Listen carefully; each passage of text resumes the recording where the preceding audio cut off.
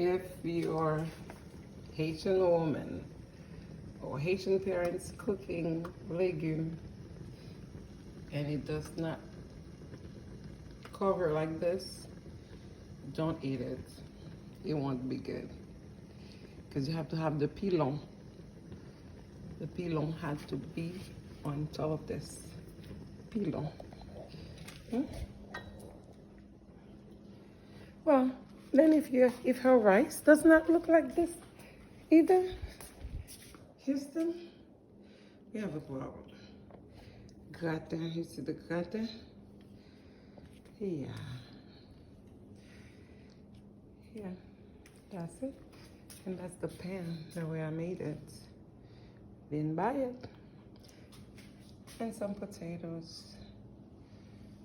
Oh, I forgot. I also have nice salmon. Alright. Now this is my sorrel.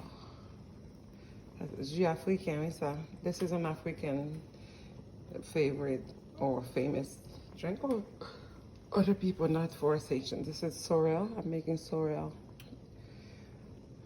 Yep.